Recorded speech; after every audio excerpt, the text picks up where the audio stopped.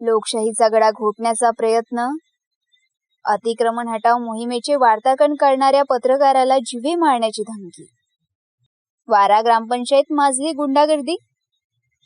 वारा ग्रामपंचायतीमध्ये शासकीय अतिक्रमण हटाव मोहिमेचे कायदेशीर वृत्तांकन करणाऱ्या पत्रकार निलेश सीडाम यांना भर रस्त्यावर शिवीगाळ करून जीवे मारण्याची जाहीर धमकी देण्यात आली आहे. भारत गेडाम आणि अक्षय गेडाम या दोघा आरोपींनी केलेल्या या हिंसक कृत्यामुळे संपूर्ण पत्रकार वर्गात संतापाची लाट उसळली असून हा प्रकार म्हणजे लोकशाहीच्या चौथ्या स्तंभाला थेट हल्ला करण्याचे बोलले जात आहे. शासकीय कारवाईचे अधिकृत चित्रीकरण करत असताना आरोपींनी पत्रकाराला अडवून तुला जिवंत सोडणार नाही अशी जीवे मारण्याची धमकी दिली. घटनास्थळी सरपंच, पोलीस पाटील, मंडळ अधिकारी आणि तलाठी उपस्थित असतानाही आरोपींनी कायद्याचा कोणताही वचक न बाळगता शासकीय कामात व्यत्यय आणला आणि संपूर्ण यंत्रणेचा अवमान केला.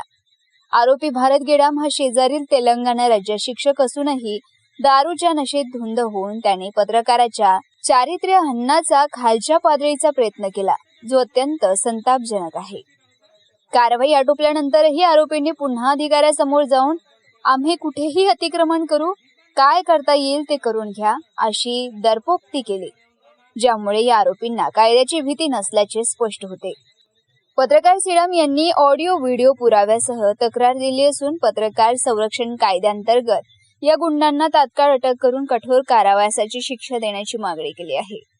पत्रकाराच्या जीवाला आता या आरोपींपासून तीव्र धोका निर्माण झाला आहे.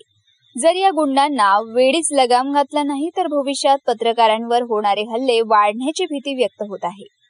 पोलीस प्रशासन या प्रकरणाची गांभीर्याने दखल घेऊन आरोपींवर काय कारवाई करते याकडे संपूर्ण जिल्हा डोळे लावून बसला आहे. मारेगाव वार्ता, सचिन मेश्राम, यवतमाळ.